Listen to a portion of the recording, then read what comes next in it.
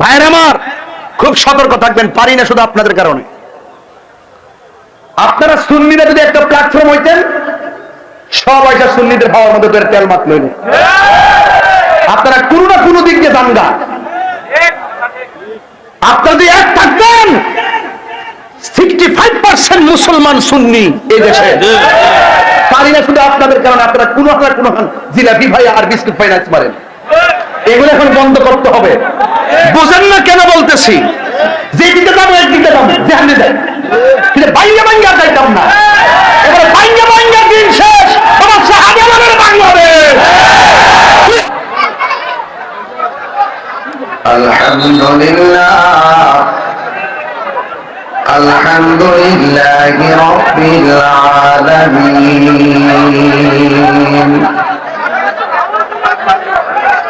খালিকিস সামাওয়াতি ওয়াল আরদিন,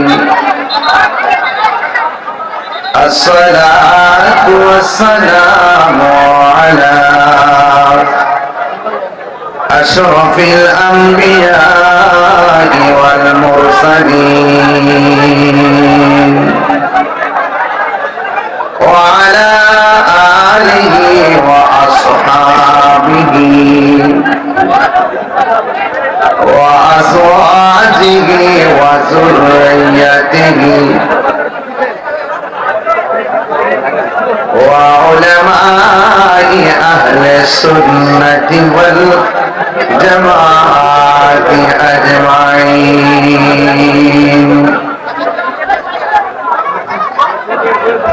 الذي أرسله بالحق بشيرا ونذيرا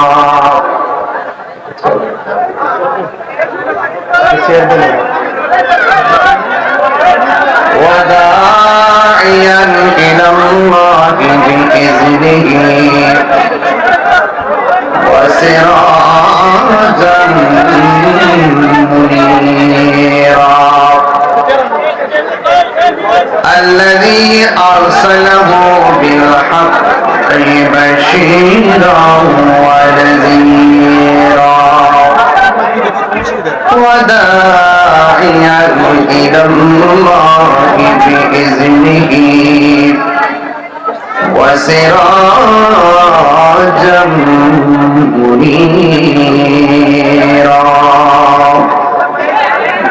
إن الله وملائكته يصلون على النبي يا أيها الذين آمنوا صلوا عليه وسلموا تسليما. اللهم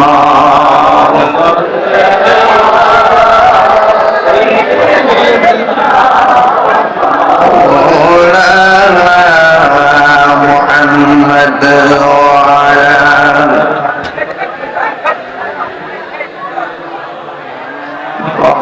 مولانا محمد সবাই মহব্বতে দরদ মাথা কণ্ঠে পড়ি আল্লাহুম্মা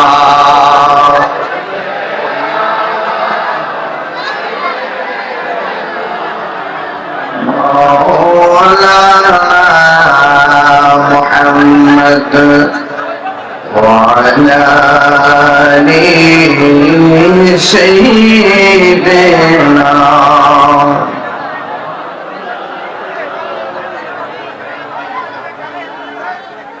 লাগিয়া কাদরে মন কে আছে তোর আপনা, যে জন আপনার বন্ধু হবে সেজন সোনার মদিনা। আল্লাহুম্মা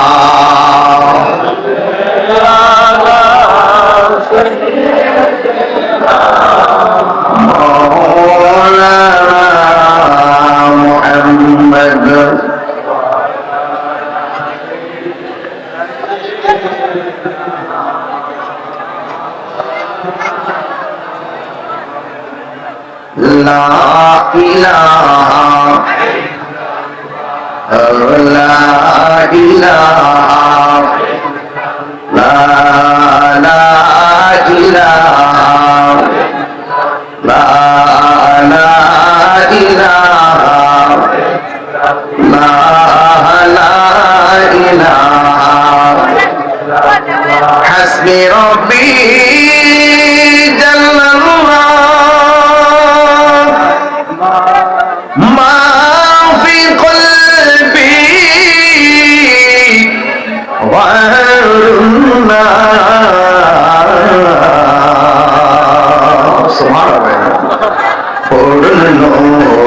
محمد صلى الله لا إله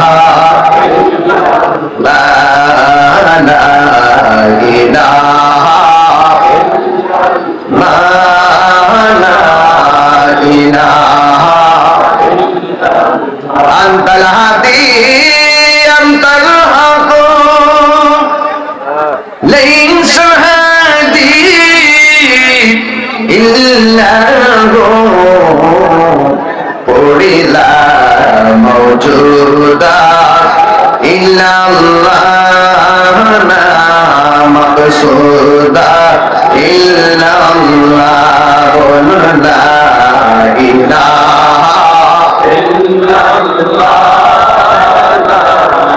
إله إلا الله قل لا إله إلا الله لا إله إلا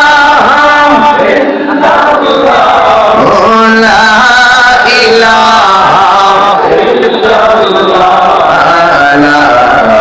إله إلا الله لا إله لا إله إلا الله محمد رسول الله صلى الله عليه وسلم সকলে পড়ি আলহামদুলিল্লাহ। উপস্থিত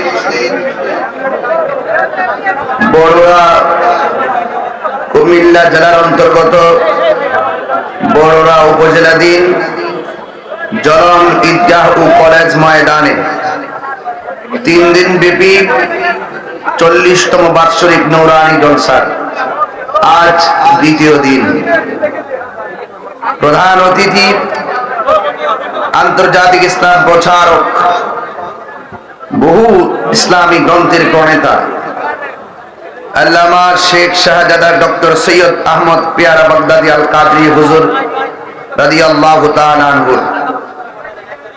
একমাত্র খেলাফত প্রাপ্ত আলে রাসূল সাল্লাল্লাহু আলাইহি সাল্লাম আওলাদে গাউসে পাক রাদিয়াল্লাহু তাআলা আধ্যাত্মিক সাধক আলহাজ শাহ সুফি শেখ শাহজাদা সৈয়দ গোলাম মোহাম্মদ আব্দুল কাদের কাউকাব হুজুর মাদ্দাজিল্লাহুল আলী সাজ্জাদা নশীন শাহপুর দরবার শরীফ,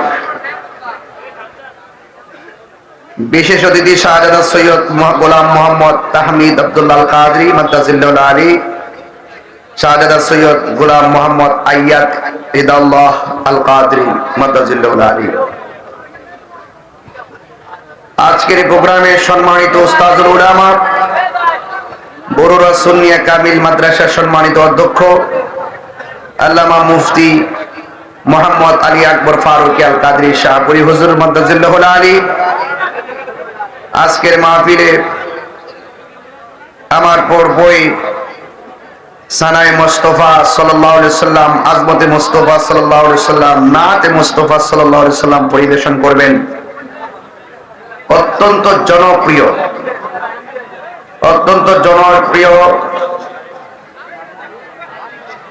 সুললিত কণ্ঠের অধিকারী এবং সুবক্তা আল্লামা শায়েখ মোহাম্মদ ইমদাদুল ইসলাম আল কাদরি মাদ্দাজিল্লাহুল আলী, স্নেহাস্পদ শায়ের মাওলানা মোহাম্মদ মহিউদ্দিন তানভীর আল কাদরি শায়ের স্নেহাস্পদ মাওলানা তানভীর হুসাইন তারেক আল কাদরি শেখ, শায়ের মোহাম্মদ সাইমুন রাজা আল কাদরি। আজকের মাহফিলে আরো অনেক উলামায়ে কেরাম, বিশেষ করে মাওলানা সফিউল্লাহ আল কাদরি শাহপুরী শেখ, মাওলানা এরশাদ হুসাইন আল কাদরি শাহপুরী শেখ, মাওলানা নুরুল ইসলাম আল কাদরি শাহপুরী শেখ, মাওলানা ইকবাল হোসেন শাহপুরী শেখ। আজকের এই মাহফিলের এই মাহফিলটা বাস্তবায়ন করতে গিয়ে এলাকার গণ্যমান্য ব্যক্তিবর্গের অনেক সুচিন্তিত মতামত, বিশেষ করে আলহাজ হাফেজ মাওলানা শাহ আলম সুন্নি আল কাদরি শাহপুরী হুজুর মাদ্দাজিল্লাহুল আলী, তিনি সংগ্রাম করে এই প্রোগ্রামটাকে বাস্তবায়নের জন্য সবসময় চেষ্টা করেন। আমার ডানে বামে অনেক সহযোদ্ধা উলামায়ে কেরাম, মসজিদের ইমাম এবং খতিব বৃন্দ, এই বড়ুয়ার আপামর সুন্নি জনতা, পর্দার আড়ালের মা ও বোনেরা এবং বাজারের ব্যবসায়ী বৃন্দ, প্রশাসন বৃন্দ, ইলেকট্রিক মিডিয়া, প্রিন্ট মিডিয়ার ভাইরা, যে আল্লাহ রাব্বুল আলামিন আমাদের সকলকে আজকের মাহফিলে উপস্থিত হওয়ার সুযোগ দিয়েছেন। হুজুর কেমন আছেন? একটা চেয়ার দেন, চেয়ার নিয়ে আসেন। যে আল্লাহ রাব্বুল আলামিন আমাদের সকলকে আজকের মাহফিলে আসার বসার সুযোগ দিয়েছেন, শুকরিয়া তার সকলে করুন আলহামদুলিল্লাহ।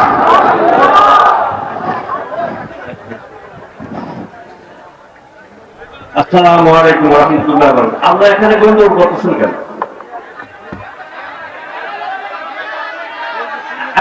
রাখেন ব্যবস্থা করতেছে, রাখেন। আচ্ছা, কেমন মানে একটু কেমন আসবে তো তারা হুজুরকে দেখতেছে না, এই জন্য তারা বন্ধু করতেছে। রাখেন। আজকে আর বহু বছর পর এখানে মাথা করছে।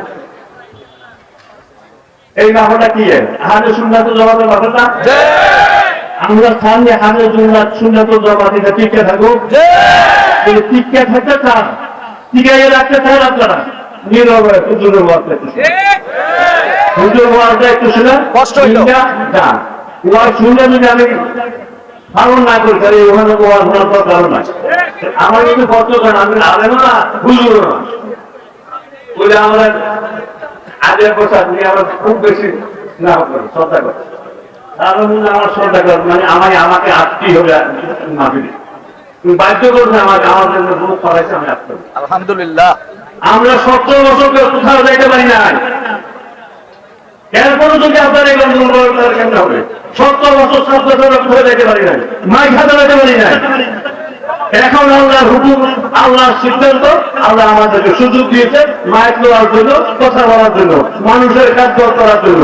ইনশাআল্লাহ আমরা মানুষের খাদ্য করতে আছি, আমরা করে যাবো ইনশাআল্লাহ, কোনো সমস্যা নাই। হুজুরের ওয়াজ করবো, হুজুরের ওয়াজটা সঠিকভাবে শুনবেন তো, কোনো কথা বলবেন না কেউ, কেউ কোনো কথা বলবেন না, সুন্দরভাবে ওয়াজটা শুনবেন, শুনলে ওয়াজের আমলটা করবেন। আসসালামু আলাইকুম। সকলে বলুন আলহামদুলিল্লাহ। লাখ কোটি দরুদ ও সালাম ওই নবীর নূরানি কদম মুবারকে, যিনি হায়াত নবী, নূর নবী, গায়েবের খবর দেনেওয়ালা, হুজুরপুর নূর সাল্লাল্লাহু আলাইহি ওয়াসাল্লামের উম্মত হিসেবে আল্লাহ পাক আমাদের সকলকে কবুল করেছেন। এই জন্য শুকরিয়া তার আবারও করি আলহামদুলিল্লাহ। ইন্তেজামিয়া কমিটির পক্ষ থেকে আমাকে বিষয় দেওয়া হয়েছে আধুনিক রাষ্ট্র গঠনে প্রিয় নবী হুজুর পাক সাল্লাল্লাহু আলাইহি ওয়াসাল্লামের অবদান ও দেশ গঠনে আমাদের করণীয় কি। আল্লাহ পাক যেন আমাকে উল্লেখিত বিষয়ের উপরে কিছু কথা বলার সুযোগ দান করে, সকলে বলুন আমিন। আমি সারাদিন ঢাকায় ছিলাম,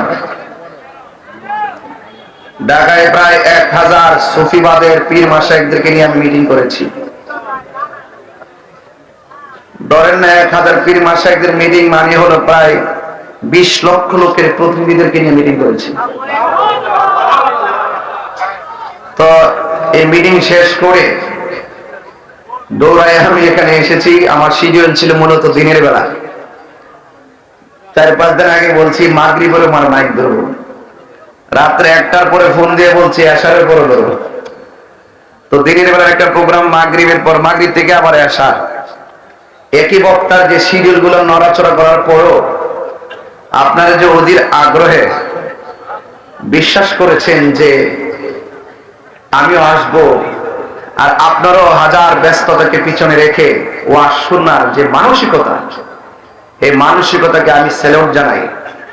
কারণ সুন্নিরা বারবার প্রমাণ করেছে সুন্নিরা বিরিয়ানি খাওয়ান না, সুন্নি না। আপনাদের কাউকে পিকআপ দিয়ে গাড়ি করে আনতে হয় নাই, আপনারা নিজের পকেটের টাকা খরচ করে এসেছেন। তো সুতরাং এই জন্য সুন্নিরা সুন্নিয়তকে যেমন নিঃস্বার্থে ভালোবাসে,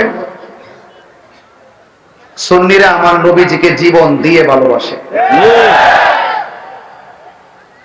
যেহেতু এসেছেন আমাদের শ্রদ্ধাভাজন সুধী ব্যক্তি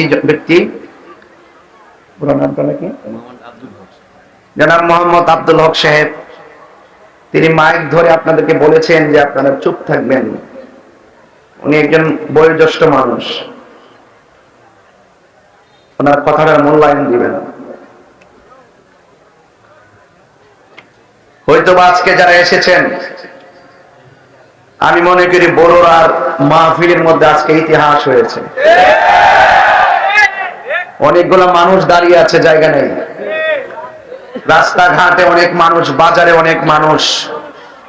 এই আকর্ষণ তাহেরিকে দেখার জন্য নয়, এটা মদিনাওয়ালার প্রেমের আকর্ষণ। সুন্নিরা লাল চক্ষুকে ভয় পায় না, সুন্নিদের চোখের মধ্যে আছে মদিনাওয়ালার প্রেমের সবুজ গম্বুজের দৃশ্য।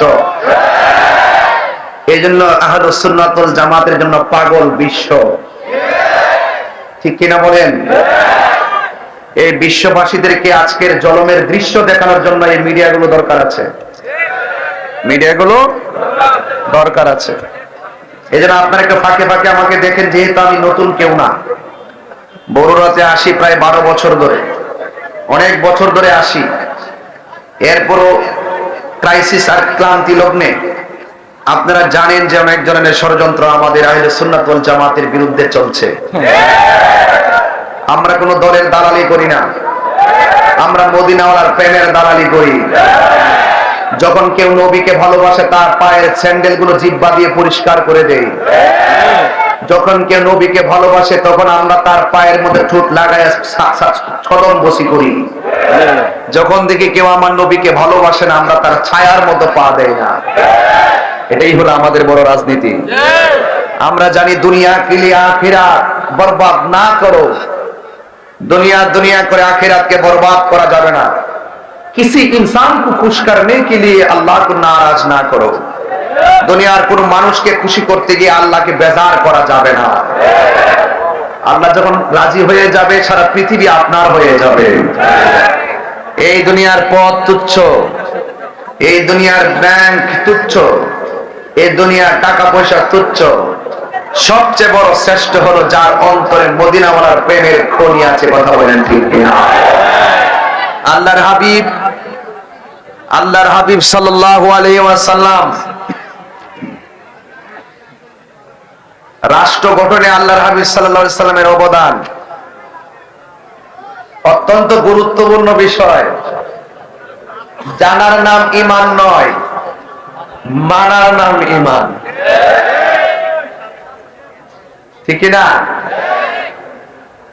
আল্লাহর হাবিব সাল্লাল্লাহু আলাইহি ওয়াসাল্লাম ধরাধামে এসে মানুষদেরকে অন্ধকার থেকে আলোর পথ দেখিয়েছেন, ঠিক কিনা বলেন? আমার সামনে একটি কোরআন শরীফ আছে, আমার সামনে একটি কোরআন শরীফ আছে। এই কোরআনটা নাজিল হয়েছে আমার নবীজির উপরে। কত বছরে? সুদীর্ঘ 23 বছরে এও আবার একসাথে নাজিল হয় নাই, অবস্থার আলোকে প্রয়োজন বেদে নাজিল হয়েছে, যখন যেটা প্রয়োজন। ঠিক কিনা বলেন? এই কোরআনুল কারীমের মধ্যে আল্লাহ রাব্বুল আলামিন বলেছেন, লাকাদ কানা লাকুম ফি রাসূলিল্লাহি উসওয়াতুন হাসানাহ। আপনি যদি ঘরকে সুন্দর করতে চান, রাষ্ট্র বাদ দেন না। যদি আপনি মনে করেন আমার ঘরটাই রাষ্ট্র, এই ঘরটাকে যদি রাষ্ট্র মনে করে ঘরটা পরিচালনা করে, প্রত্যেকটা নাগরিক যদি তার ঘরটাকে রাসূলুল্লাহর আদর্শ দিয়ে শাসন করতে পারে, সারা বাংলাদেশ শাসন হয়ে যাবে। তবে easy to say but difficult to do, বলা সহজ করা অনেক কঠিন। আজকে মুখে মুখে অনেকে বলে আমি ধোয়াই তুলসী পাতা, কথা কোন ঠিক কিনা? কিন্তু দেখা যায় হাকিকতে ভিতরের মধ্যে অনেক ধরনের নিফাক বিল ইতিকাদ, মুনাফিকি লুকায়িত। আল্লাহর হাবিব সাল্লাল্লাহু আলাইহি সাল্লামের মাঝে রয়েছে আমাদের জন্য উত্তম আদর্শ, কারণ আল্লাহর হাবিব হলো আমাদের জন্য মডেল। নামাজ পড়বেন, কোরআন শরীফে খুঁজে কোথাও পাবেন না যে তুমি এমন ভাবে রুকু করো, এমন ভাবে সিজদা করো, এমন ভাবে সালাম ফিরে, এমন ভাবে নিয়ত বাঁধো। রাসূল বলছেন, সল্লু কামা রাআইতুমুনি উসাল্লি, তুমি এমন ভাবে নামাজ পড়ো যেমন ভাবে আমি নবী নামাজ পড়ি। এই জন্য বলছি রাসূল হলো আমাদের জন্য মডেল, আর নবী পাকের মাঝে রয়েছে আমাদের জন্য চলার পথে উত্তম আদর্শ। এই জন্য আমার যুবক ভাইরা, আল্লাহ মানা নবী মানা নয়, নবী মানলেই আল্লাহ মানা হয়। কথা কি পরিষ্কার? ওয়াজ বাড়িতে নিয়ে যাবেন, কারণ আমার দেশকে সাজাতে হবে, আমাদের ব্যক্তি জীবনে সেই ওয়াজের প্রতিফলন ঘটাতে হবে, কারণ দেশকে ভালোবাসা ঈমানের অঙ্গ। ঠিক কিনা বলেন?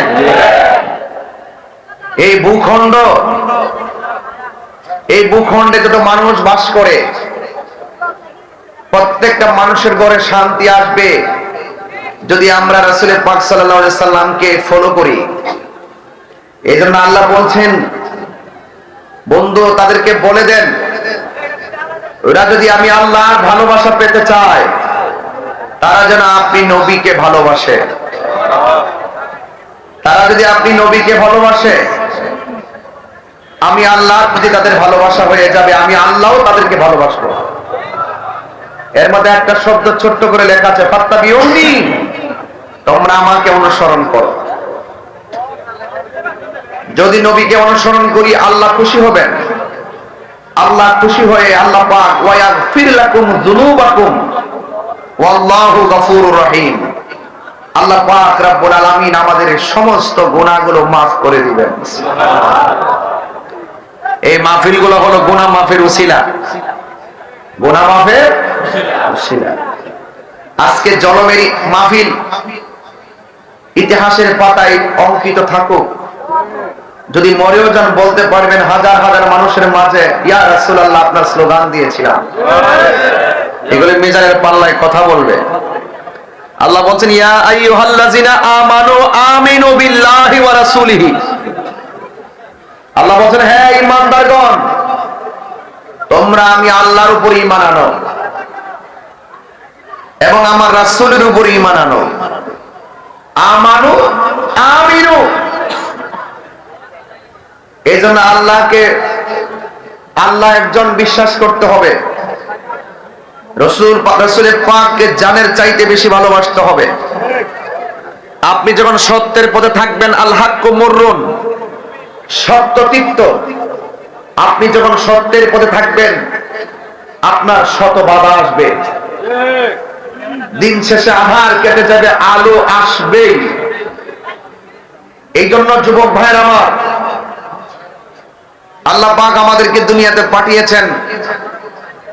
এই যে কণ্ঠ দিচ্ছি, এই কণ্ঠ একদিন থাকবে না।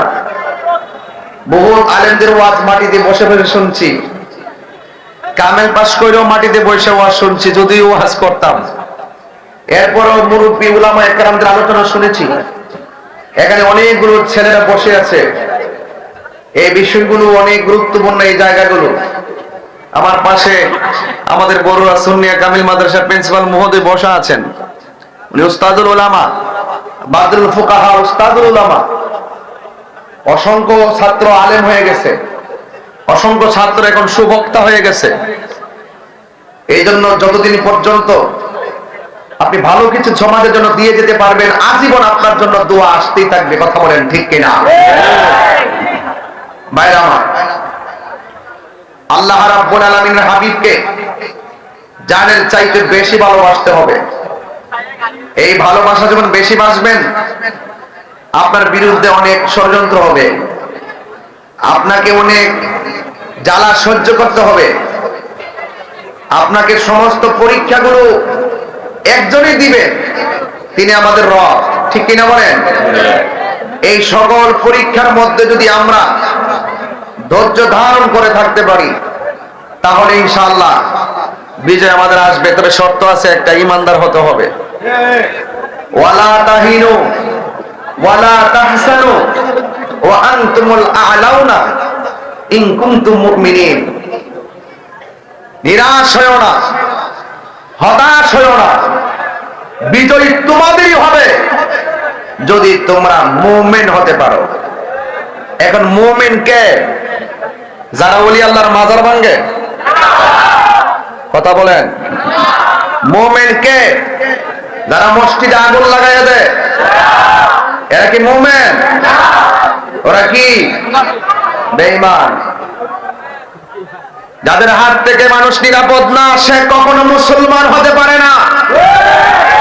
মান সালিমাল মুসলিমুনা মিন লিসানিহি ওয়া ইয়াদিহি, যার হাত থেকে কেউ নিরাপদ না, যার জবানের কথা থেকে কেউ নিরাপদ না, সে যতই মাথায় পাগড়ি পরুক, যতই মুখে দাড়ি রাখুক, মনে রাখবেন এদের ভিতরে মুনাফিকি রয়েছে।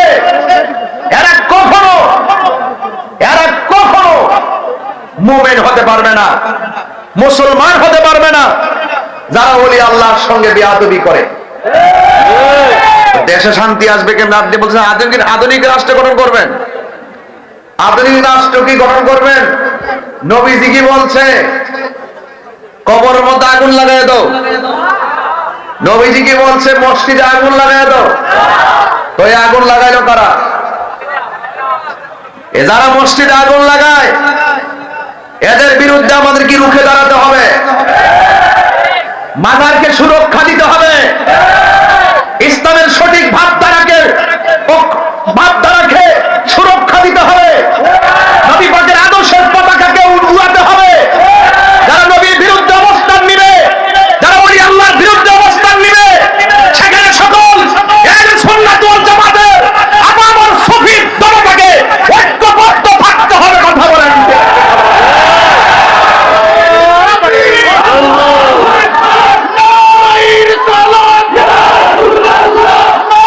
দুর্বল মনে করো না।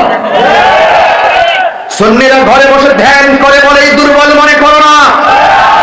সুন্নিরা ঘরে বসে থাকে বলেই মনে করো না যে রাজপথ তোমাদের। যখন সুন্নিরা যখন হাতে তসবিহ বালিশে রেখে আল্লাহর নবীর মাজারকে সুরক্ষা দেওয়ার জন্য আল্লাহর হাবিবের জাত, শান, মান, জাত এবং সিফতকে ধরে রাখার জন্য যখন মাঠে নেমে যাবে, অপশক্তি পালাইবার জায়গা পাবে না। ঘুমন্ত ছিলাম, জাগিয়ে দিয়েছ। মামলার ভয় দেখে তাহরিকে লাভ নাই। তোমাদের উদ্দেশ্য জাতি জেনে গেছে। হুসাইনের গলা থেকে রক্ত জড়িয়ে মনে করেছো তোমরা জিতে গেছো না। ইসলাম জিন্দা হতা হয় হর কারবালা কি বাত। কথা বলেন ঠিক না? আধুনিক রাষ্ট্র আসবে। এখন আমার সময় খুব অল্প, পরিষ্কার কথা বলবো। যদি দেশকে সুন্দর করে সাজাতে চান, হিন্দু মন্দিরে যাবে, তাকে সুরক্ষা দিতে হবে।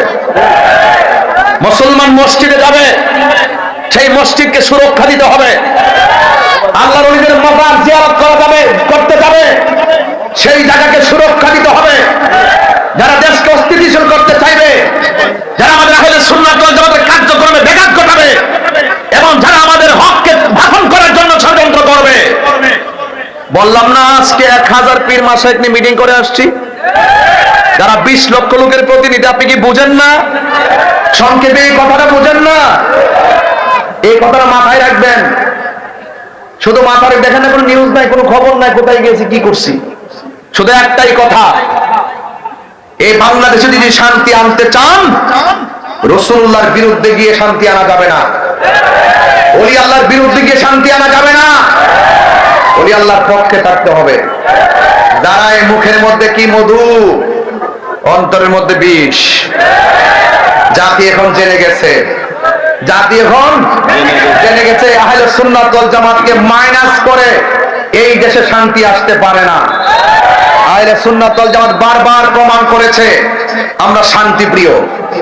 শান্তির ঘরে যারা দাবানল জ্বালাতে চায়, আমরা তাদের সাথে ইনশাআল্লাহ যেভাবেই পারি সেভাবে মোকাবেলা করবো ইনশাআল্লাহ। আছেন কিনা বলেন? তবে আমরা সংঘাতে বিশ্বাসী নয়, মারামারিতে বিশ্বাসী নয়, অগ্নি সংযোগে বিশ্বাসী নয়। আমাদের অবস্থান বাতিল পালাতে বাধ্য হবে। আল্লাহর হাবিবের গাল মোবারকে থাপ্পড় মেরেছে এক বেয়াদব, নাউজুবিল্লাহ বলেন। সাহাবায়ে কেরাম বলছে, ইয়া রাসূলুল্লাহ, ইয়া রাসূলুল্লাহ, আমাদের সামনে আপনাকে থাপ্পড় দিয়েছে, হুজুর অনুমতি দেন ওর কল্লা ফেলে দেই। রাসূল বলছে, ধৈর্য ধারণ করো। কিছুক্ষণ পরে সাহাবী তাকায় দেখছেন আল্লাহর হাবিব তার কাছে গিয়েছেন, গিয়ে বলছেন, আপনি যে আমাকে থাপ্পড় দিয়েছেন, আপনার হাতে কি কোনো ব্যথা পেয়েছেন? এটাই রাসূলের আদর্শ, এটাই রাসূলের আদর্শ। আজকে আল্লামা শাহেদ নূর ইসলাম, শহীদ নূর ইসলাম ফারুকী রহমাতুল্লাহ আলাইহি ঘরের ভিতরে ঢুকে হাত পা বেঁধে জবাই করেছে। যদি আমরা চাইতাম রাস্তাঘাটে গাড়ি ঘোড়া আগুন দিয়ে জ্বালিয়ে দিতে পারতাম। এই হত্যার বদলে ধরে ধরে টেনে টেনে রাস্তায় রক্তাক্ত করতে পারতাম। আমরা ক্ষমা করে দিয়েছি, তবে বিচার একদিন হবেই হবে। বিচার করবেন কে? আল্লাহ। এই জন্য রাসূলুল্লাহর আদর্শ যদি দেশকে সুন্দর করে সাজাতে চান, ধৈর্য, শুধু ধৈর্য রাখেন। আমি কি বলছি, বিজয় আসবেই। আজকে এমন এক সময় আসবে, এই ফিলিস্তিন মুসলমানদের ডরে ইহুদিরা গাছের কোনায় দিয়ে পালাবে। মুসলমানরা বলবে, আরে বেয়াদবটা গেল কোথায়, আরে বেয়াদবটা গেল কোথায়। গাছ তখন ডাক দিয়ে বলবে, এ মুসলমান, এই বাচ্চার তো আমার আড়ালে পলায় দিছে।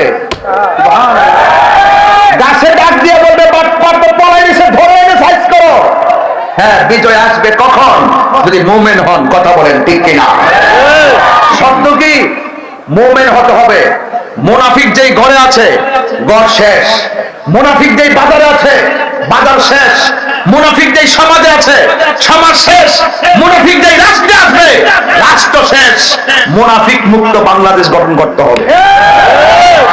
সুন্নিরা মুনাফিক নয়, সুন্নিরা কি নয়? মুনাফিক নয়। এই জন্য আমার যুবক ভাইয়েরা, এই বাংলাদেশটাকে যদি সুন্দর রাষ্ট্রে পরিণত করতে হয়, আল্লাহ রাব্বুল আলামিন কোরআনের মধ্যে দুইটা ধারা দিয়ে দিয়েছেন। এই ধারার একটা ধারা হলো মা আতাকুমুর রাসূলু ফাখুযুহু ওয়া মা নাহাকুম আনহু ফান্তাহু। আল্লাহ রাব্বুল আলামিন বলেন, মানব জাতির হেদায়েতের জন্য আমি আল্লাহ কুরআন শরীফের মধ্যে কিছু কল্যাণকর বিষয় বেঁধে দিয়েছি। এই কল্যাণকর বিষয়গুলো যে জাতি আঁকড়ে ধরবে, এই কল্যাণকর বিষয়গুলো যে জাতি তার নিজের জীবনে, ব্যক্তিগত জীবনে বাস্তবায়ন করবে, এই ব্যক্তি জীবন ধন্য, এই ব্যক্তিগত সমাজ ধন্য, এই মানুষের রাষ্ট্র ধন্য। আর এই কোরআনের মধ্যে আরেকটা ধারা দিয়ে দিয়েছি, ওই ধারাটা হলো কল্যাণকর। ওই মন্দের চর্চা যারা করবে, মন্দটা যারা আঁকড়ে ধরবে, এরা সবাই গোমরা হয়ে যাবে, পথভ্রষ্ট হয়ে যাবে। এই জন্য কল্যাণকর যা আছে সব গ্রহণ করা লাগবে, অকল্যাণকর থেকে আমাদের দূরে থাকা লাগবে। আমার যুবক ভাইয়েরা, আল্লাহ রাব্বুল আলামিন কোরআনের আরেক জায়গায় বলেছেন, ইয়া আইয়ুহাল্লাযীনা আমানু দুখুলু ফিস-সিলমি কাফা। হ্যাঁ ঈমানদারগণ, তোমরা ইসলামের মধ্যে প্রবেশ করো পরিপূর্ণভাবে। একমাত্র রাষ্ট্র গঠন করতে গেলে ইসলামটা হলো শান্তির ধর্ম, কথা বলেন ঠিক কিনা? যে ঘরে কোরআন আছে শান্তি আছে না নাই? যেই সমাজে কোরআন দিয়া চলে সমাজ শান্তি আছে না নাই? যে দেশের মধ্যে মানুষ কোরআনের চর্চায় বেশি দাবিত হবে ওই দেশটা উন্নত হয়ে যাবে। এই জন্য আমানতধারীর কাছে দেশ নিরাপদ, কোন সুদখোরের কাছে দেশ নিরাপদ হতে পারে না। যেই ঘরের মধ্যে সুদ চলে এই ঘরের মধ্যে শান্তি, যেই সমাজের মধ্যে সুদ চলে ওই সমাজে শান্তি, যেই দেশের মধ্যে সুদ চলে সেই দেশের মধ্যে শান্তি। এই জন্য আল্লাহর কোরআন ধরে বলতেছি, কল্যাণকর যা আছে কল্যাণকরের মধ্যে শ্রেষ্ঠ কল্যাণের পথ হলো নামাজ। কি বলছি ভাই? নামাজ সর্বোত্তম ইবাদত হলো নামাজ। আর আপনি যত অন্যায় করেন, অন্যায়ের ভিতরে আল্লাহ রাব্বুল আলামিন ভয়ঙ্কর যে অন্যায়টার কথা বলেছেন, সেই অন্যায়টার মধ্যে এক নম্বর অন্যায় হলো আল্লাহর সঙ্গে শরীক করা। কি করা?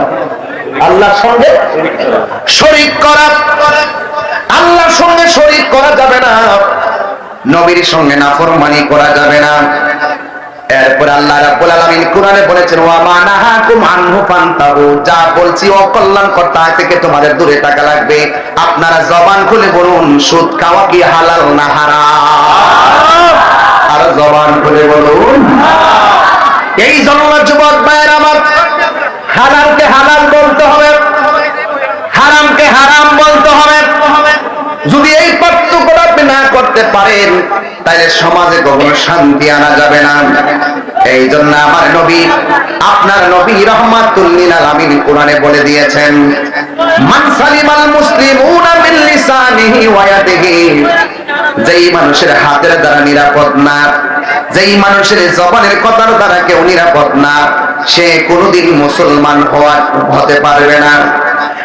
যুবক ভাইয়ের আমার, আল্লাহর হাবিব যখন দুনিয়ার জমিনে তাশরীফ এনেছেন, আনার পরে আমার নবী আল্লাহ আল্লাহ জিকির করেছেন, কাউকে শোনান নাই। নীরবে নীরবে খানকায় বসে বসে, পাহাড়ের গুহায় বসে বসে আমার নবী ধ্যান করছেন, কাউকে শেয়ার করায় না। কারণ আল্লাহ রাব্বুল আলামিনের অনুমতি ছাড়া আমার নবী কোনো কাজ করে না। ওয়ামা ইয়ানতিকু আনিল হাওয়া ইন হুয়া ইল্লা ওয়াহিয়ুন ইউহা। আল্লাহর কথা ছাড়া আমার নবী কোনো কথা বলে না। কারণ নবীর কথাই হাকিকতে একজনের কথা। জবানটা খুলে বলুন, তিনি কে? আমার নবী, আপনার নবী। এমন একটা সময় এসেছেন, দেখেন সংখ্যা, মুসলমানদের সংখ্যা মাত্র 40। কত? কথা বলেন না। তো 40 জন থেকে 40,000, 40,000 থেকে 40,000, 40,000 থেকে 40 লাখ, 40 লাখ থেকে 40 কোটি। ওই ইসলাম এখন সারা বিশ্বে, কথা বলেন ঠিক কিনা? কিভাবে পসিবল? এটা কিভাবে সম্ভব হয়েছে? জালাল করার মাধ্যমে? শুধু আচরণের কারণে। বহুত কাফেরদের সামনে রাসূল গিয়েছেন, মারার জন্য গিয়েছেন রাসূলকে। কাফেররা মারতে গেছে, আল্লাহর হাবিবের ব্যবহার শুনে তারা কালিমা পড়ে মুসলমান হয়ে গেছে। তাহলে আপনার ব্যবহার ঠিক করতে হবে না, আপনার জবানকে হেফাজত করতে হবে। সংখ্যায় মাত্র 40 জন। এই 40 জনের ভিতরে একজন লোক আছে বড় সাহসী, যার নাম হলো সিদ্দিকে আকবর। সুবহানাল্লাহ।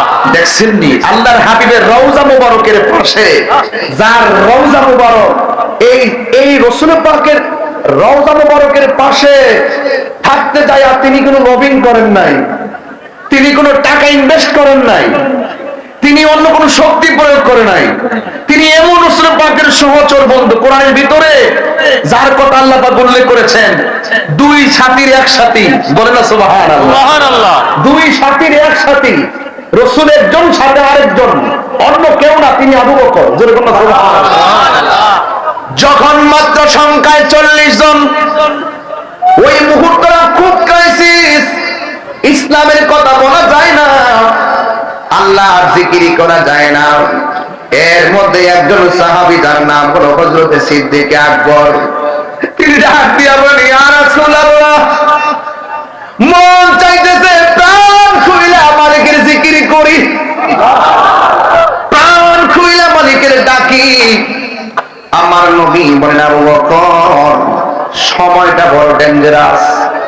ডানে কাফের, বামে কাফের, সামনে কাফের, অথচ এমন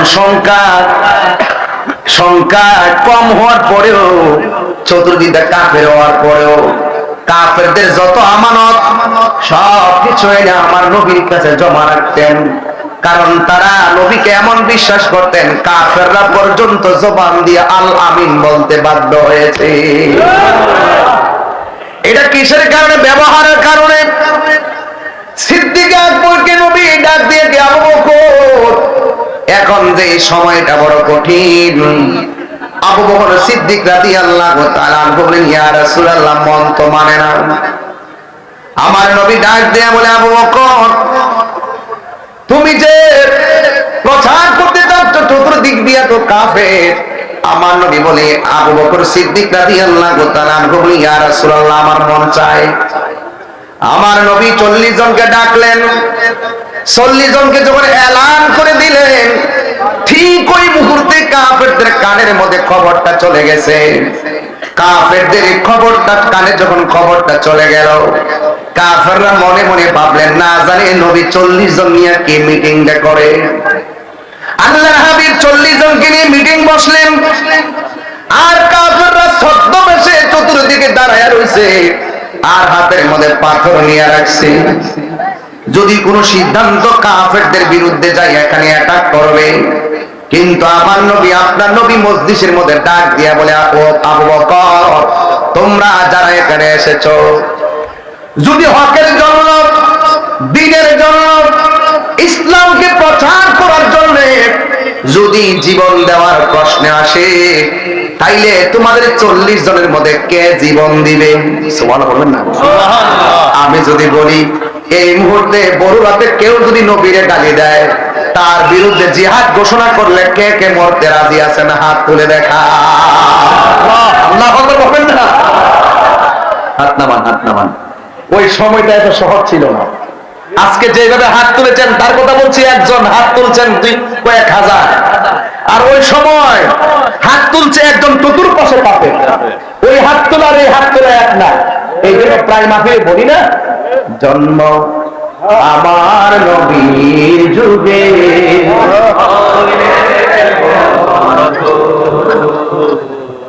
জন্ম আমার নবীর যুগে হলে কেমন হতো, দুনয়নে রাসূল পাক, দুনয়নে দেখলে জন্ম আমার নবীর যুগে আসতো ভেসে হযরতে বিলালের মধুর আযান, সেই আযানে ছিল মন প্রেম মুগ্ধ রহমান। আসতো ভেসে হযরতে বিলালের মধুর আযান, সেই আযানে মুগ্ধ রহমান। দয়াল নবীর পিছে নামাজ। সবাই মন খুলে খুলে পড়েন, আজকে ছাত্র বেশি হয় না, একদম উজাড় কণ্ঠে পড়েন, দয়াল নবীর পিছে নামাজ। দুনয়নে রাসূল পাক দেখলে কেমন হতো, দুনয়নে রাসূল পাক দেখলে কেমন হতো, জন্ম আমার নবীর যুগে আমি নাতে রাসূল পাশে দয়াল নবী নাতে রাসূল শুনে নবী দিলেন মুচকি হাসি ঠিক না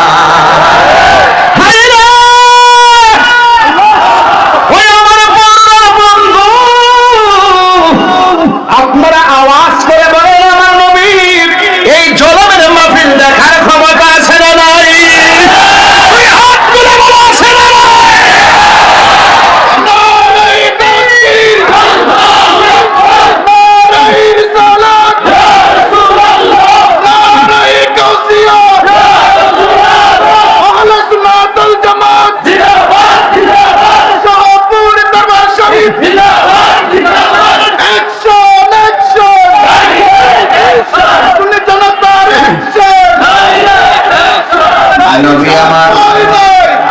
আল্লাহর হাবিব এই মাহফিল দেখার ক্ষমতা আছে না নাই?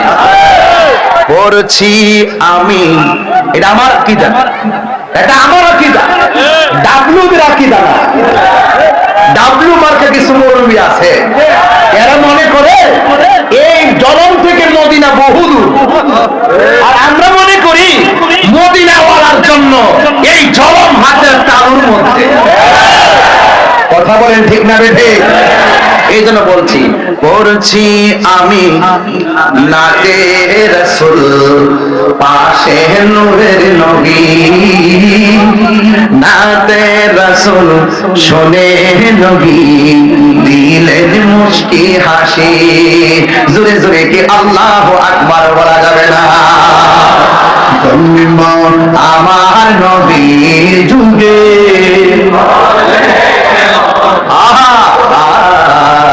জন্মে আমার নবীর যুগে দু নয়নে রাসূল পাক দেখলে মাশাআল্লাহ খুব ভালো লাগছে। আর দু নয়নে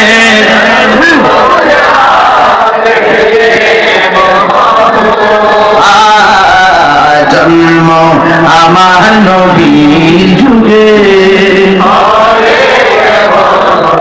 একটা জবান বন্ধ রাখবেন না, মহব্বতে মায়ার সুরে বলুন ইয়া রাসূলুল্লাহ। ও বন্ধুরে, ও জমের বাবা, কি ভাষায় নবীকে চিনা বলে বাবা।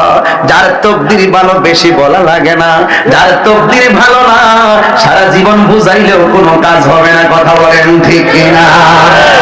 আমি বলছি রাসূল বলছেন ইন্নাল্লাহা সাওয়ালিয়াল আরদ ফারাআইতু মাশারিকাহা ওয়া মাগরিবাহা।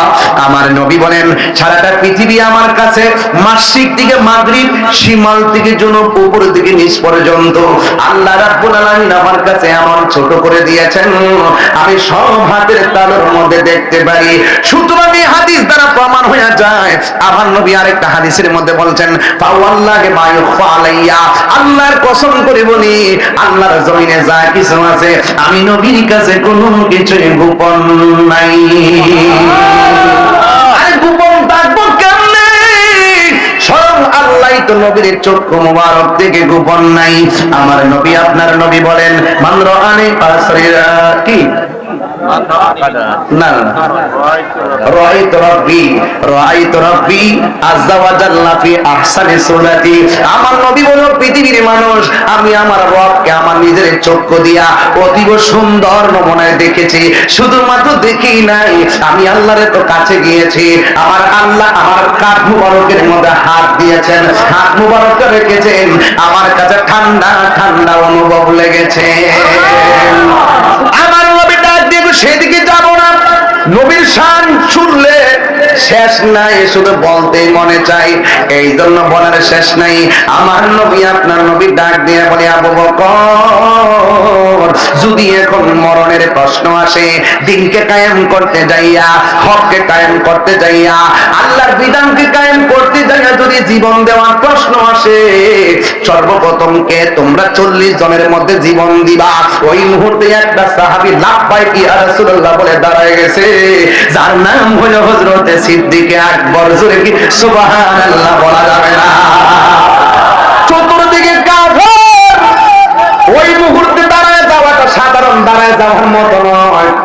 আপনারা যারা দাঁড়ায় রয়েছেন এমন দাঁড়ানোর মতো নয়। আপনারাও আসে, আমরাও আসে, তবে আপনাদের দামটা অনেক বেশি আছে রে বাবা। আমার নবীর প্রশ্ন করছে, নবী গো, আমাদের চাইতে দামি কোন উম্মত দুনিয়াতে আপনার আসেনি। আমরা আপনার পেছনে নামাজ পড়ি, আমরা আপনার পেছনে আপনার সঙ্গে ইফতার করি, আমরা আপনার সঙ্গে জিহাদ করি, আমাদের চাইতে কোনো দামি কেউ আসেনি। আমার নবী বলেন, সাহাবীরা তোমরা সাহাবী হিসেবে সম্মানিত, কিন্তু এই পৃথিবীতে এমন সম্প্রদায়গুলো আসবে আমার উম্মত, তোমরা আমাকে দেইখা পাগল, ওরা আমাকে না দেইখায় পাগল হতে যাবে। আল্লাহ, ওরা আমার না দেইখায় পাগল হয়ে যাবে।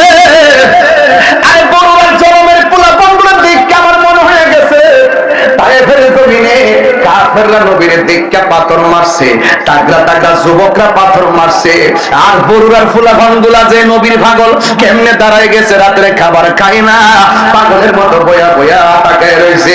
আমার তো মনে হয় ওই তায়েফের জমিনে ওই যুবকরা নবীর পাথর মারছে, এই যুবকগুলো যদি সেই জায়গায় থাকতো, পাথরের বরাবর নিজের বুকটা পাইতে দিত, মোস্তফার বদন মোবারকে একটা পাথরের আঘাত লাগতে দিত না।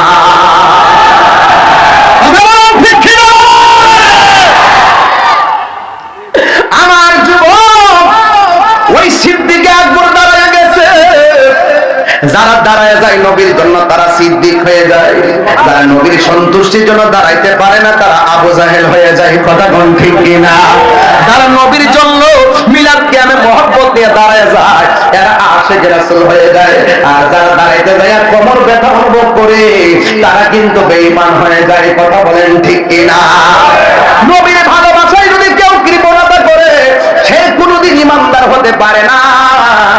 সিদ্দিক আকবর যখন দাঁড়ায় গেছে, কাফেররা তখন পেহেতে মরতে আসছে, এই কাফেররা হাতের মধ্যে পাথর নিয়া এমন ভাবে পাথর মারলো, মাথার মধ্যে পাথর, বডির মধ্যে পাথর, সাহাবীরা নবীরে জড়ায়া দইরা ঘরের মধ্যে নিয়ে গেল। সিদ্দিক আকবর মাটির মধ্যে পড়ে গেল, ধরাধরি কইরা বাড়িতে নিয়ে গেছে তার জনম দুঃখিনী মা, যদি এখন ইসলাম ধর্ম গ্রহণ করে নাই। সে ডাক দেখে, পুত্রে তোমার কি অবস্থা? আবু বকর সিদ্দিক রাদিয়াল্লাহু তাআলা কোনো কথা বলে না, একেবারে বিছানার মধ্যে পড়ে রইছে, মাথাও লড়ে না, চোখও লড়ে না, মাথা থেকে শুধুমাত্র রক্ত আর রক্ত, রক্ত আর রক্ত। মা ডাক দিয়ে, বাবা, ও বাবা, তোমার শরীরটা কেমন লাগে? সিদ্দিক আকবর চোখটা মিরমিরে ছায়া পেয়ে, আম্মা আমার জিগায়েন না আমি কেমন আছি, আগে আমার কানের কাছে মুখটা লাগায় কন্যা রাহমাতুল লিল আলামিন কেমন আছে।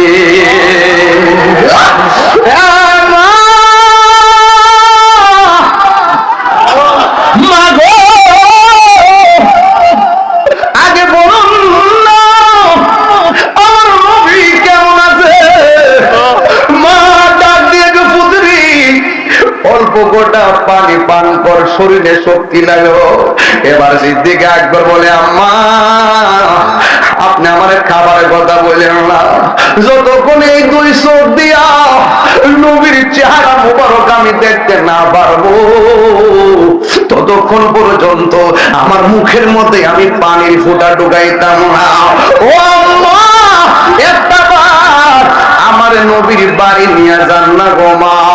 এবার মা ডাক দিয়ে কয়, রাস্তার মধ্যে কাফেররা দেখলে তোমারে অ্যাটাক করবে, কয় মা আপনার শাড়ির আঁচল দিয়ে আমার মুখটা ডাইকা।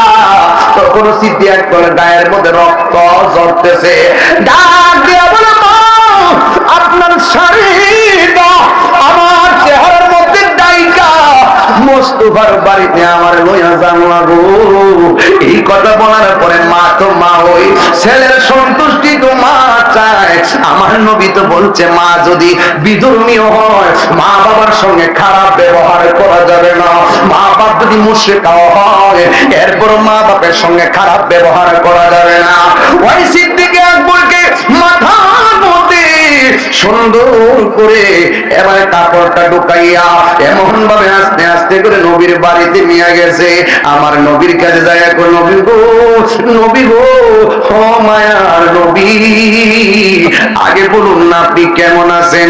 আমার নবী বলে, আবু বকর আয় আমার কাছে আয়। আবু করে কপালে আমার নবী একটা চুমু দিলেন। এবার আমার নবী ডাক দিয়ে বলে, আবু বকর তোমার শরীরটা কেমন আছে? ও নবী গো, এতক্ষণ খারাপ লাগছিল, আপনি নবীকে দেখার পরে আমার মনটা যেন ভালো হয়ে গেছে গো নবী। এই হলো আবু বকর, এই হলো আবু বকর, নবীর প্রিয় সাহাবী হযরত আবু বকর সিদ্দিকী, নবীর প্রিয় সাহাবী হযরত আবু বকর সিদ্দিকী, ভালোবেসে শুইল পাশে, ভালোবেসে শুইল পাশে, যায়া দেখো মদিনা, মদিনা, মদিনা, আসে গো মুমিনের ঠিকানা, বলুন মদিনা, মদিনা, আসে গো মুমিনের ঠিকানা। দিদার চেয়ে কাঁদো তোমরা, দিদার চেয়ে কাঁদো তোমরা, হো না নবীর দিওয়ানা, মদিনা, মদিনা, আসে গো মুমিনের ঠিকানা, বলুন মদিনা, পাগলরা, মিনের ঠিকানা। জালালুদ্দিন সুয়ুতি ৭৫ বার দেখল নবীজি, জালালুদ্দিন সুয়ুতি দেখল নবীজি, এতবার দেখিয়া নবী, এতবার দেখিয়া নবী, জালা তাহার মিটে না, মদিনা,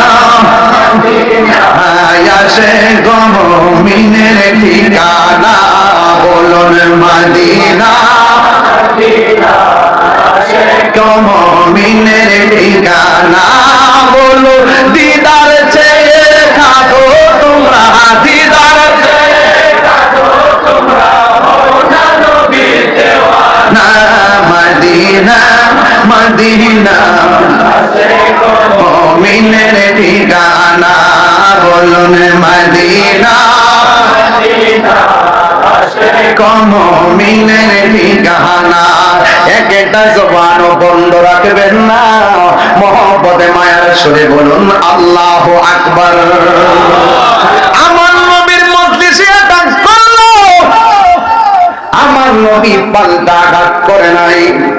আমার নবী বলছে, আবু বকর এরা বুঝে নাই, আল্লাহু আকবার জোরে বল।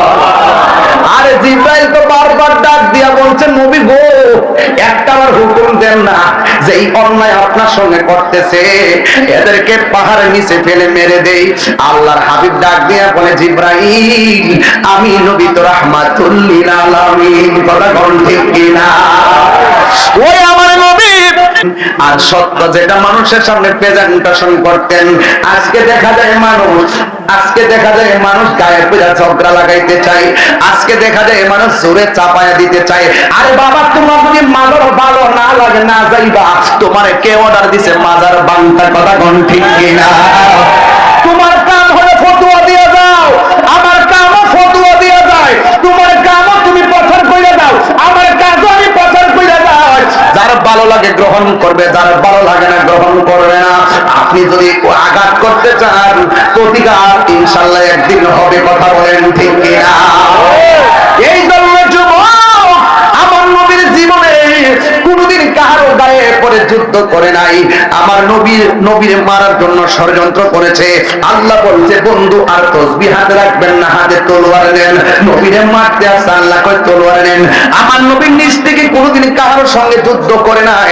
27টা যুদ্ধ করছে, কাফেররা গায়ে পড়ে নামছে ইসলামের নাম নিশানা মুছে ফেলার জন্য। আজকে বাংলাদেশের কি হইছে? নিজেরাই কামড়া কামড়ে লেগে মানুষ মারে, কথা কি জানে বললো, কি জানে হইলো। ওই জন্য দেখলাম দুই গ্রুপে লাগা সাইটটা নাই, যে মার সন্তান মারা গেছে সে বুঝে সন্তান হারা ব্যথা, কত কথা বলেন ঠিক কিনা? আরে ভাই, নিজেরা কামড়া কামড়ে লাগছেন কিসের জন্য? চেয়ারের জন্য। লাঠি মারি চেয়ার, সেই ক্ষমতায় আপন ভাই রক্ত ঝরাতে হয়, সেই ক্ষমতা আমরা চাই না, কথা বলেন ঠিক কিনা? রক্তের রাজনীতি বন্ধ করো, যায় সারা বিশ্ব আমাদেরকে কিভাবে তুলে ধরছে। আপন নাই পর নাই, স্বার্থের জন্য মানুষকে বলি করে দেওয়া, মানুষকে মেরে ফেলা। আমরা মুখ দেখাইতে পারি না তোমাদের এই সমস্ত চরিত্রের কারণে কথা বলে।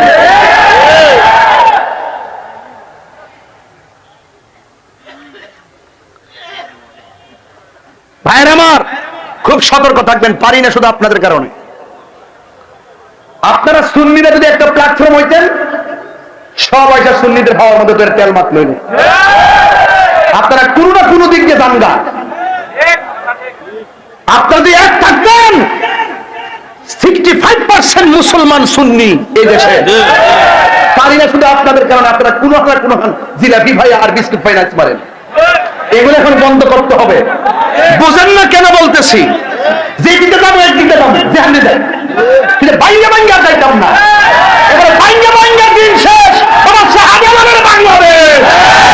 তুই হাত করে বলো, ঠিক ঠিক বলো।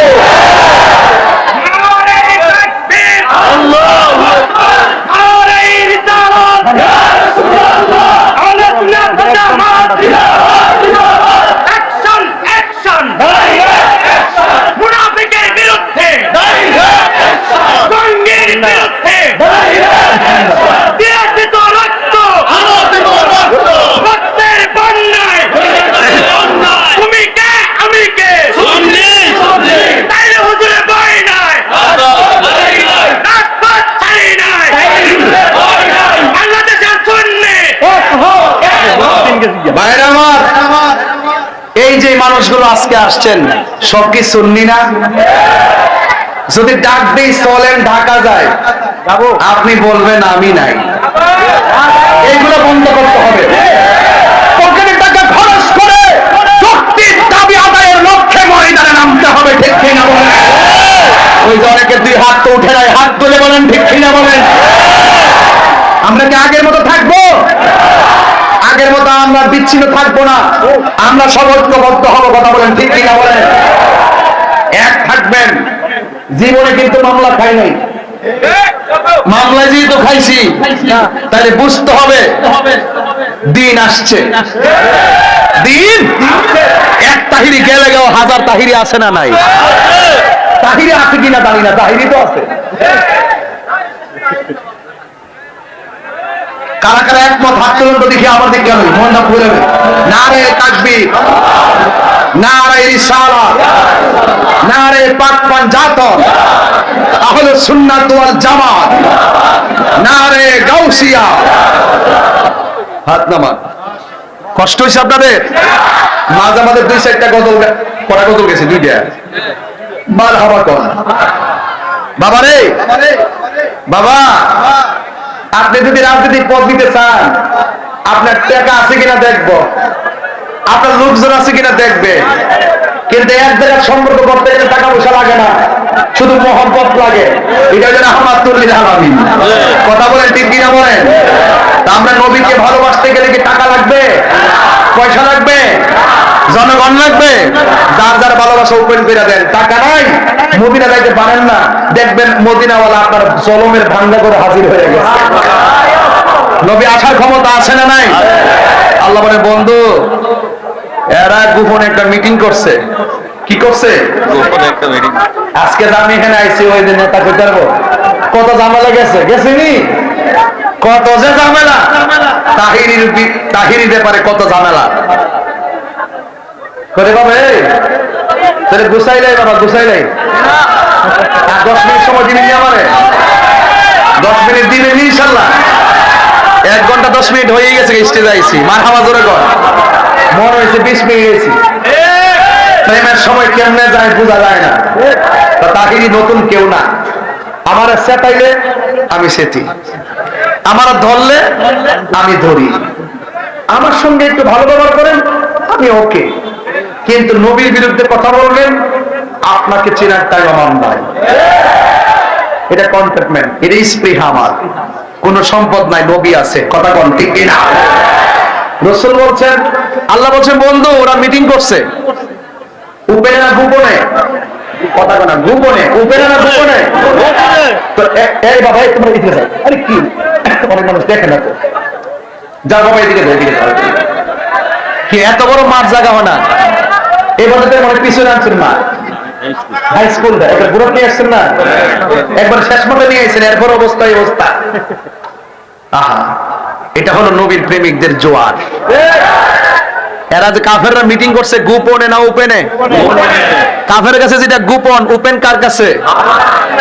ওয়ামাকারু ওয়ামাকারুল্লাহ।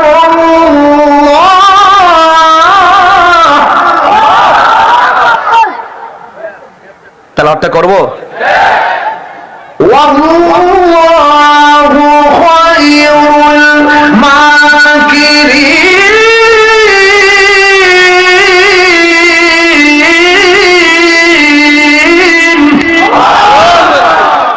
তোরা সত্যি ষড়যন্ত্র করস, ষড়যন্ত্রের জবাব দিবেন একজন, জনগণ তিনি কে?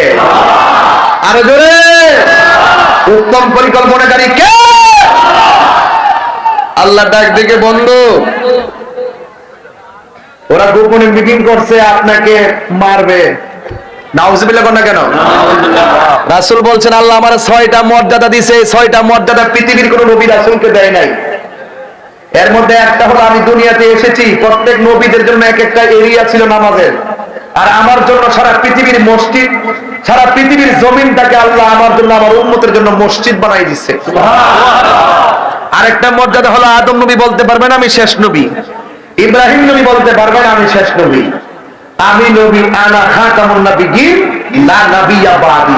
আমি নবী হলাম শেষ নবী, আমার পরে আর কোন নবী আসবে না। রাসূল বলেন অনুসিরতু বিরুবে, আল্লাহ আমার মাঝে এমন একটা ভয় দিবেন, ইচ্ছে করলে কোন কাফের গোপনে এসে নবীকে মেরে ফেলতে পারবে না, কারণ এই নবীদের কাঠ মুবারক দিয়ে চোয়াল হয়ে দাঁড়িয়ে যায় তাকে মারার জন্য। এই জন্য রাসূল পাকের সাথে অনেক যুদ্ধে অনেক সাহাবী শহীদ হয়েছে, রাসূলের পাককে তারা কিছুই করতে পারে না। যদি বলেন না সুবহানাল্লাহ। আর একটা হলো উতিতু বিজাওয়ামিল কালিমে, রাসূল বলেন আল্লাহ পাক আমাকে সকল ভাষা বুঝার জ্ঞান দান করেছেন। আর বড় করে কোন আল্লাহু আকবার। এবার শুনেন আমি কি বলি। আল্লাহ রাব্বুল আলামিন বলেন, এ বন্ধু, ওরা গোপনে ষড়যন্ত্র করেছে। ইয়া রাসূলুল্লাহ, ইয়া হাবিবাল্লাহ, আপনি এখান থেকে মদিনায় চলে যান। জবানটা খুলে কি আল্লাহু আকবার বলা যাবে না? আল্লাহ অর্ডার করেছে, আমার নবী যারা অত্যাচার করেছে তাদের সঙ্গে যুদ্ধের ঘোষণা করে নাই, আমার নবী আল্লাহর অর্ডারে মক্কা থেকে মদিনায় চলে যাবেন। দেখবেন কেমনে শান্তি নবী আনেন, বিনা রক্তপাতে, বিনা যুদ্ধে নবী শান্তি কেমনে নাজিল করেছেন। জোরে কোন সুবহানাল্লাহ। আমরা তো মনে করি যুদ্ধ করে শান্তি আনতে হবে, যুদ্ধ চাই না, শান্তি চাই। কি চাই? শান্তি। দেখছেন না কয়েকদিন আগে এক দৌড় মারছে, ইন্ডিয়া লোকে লেগে যাবো, ইন্ডিয়া লোকে যুদ্ধ লেগে যাবো। যুদ্ধ লেগে কি শান্তি আইব? যুদ্ধ লাগলে কি শান্তি আসবে?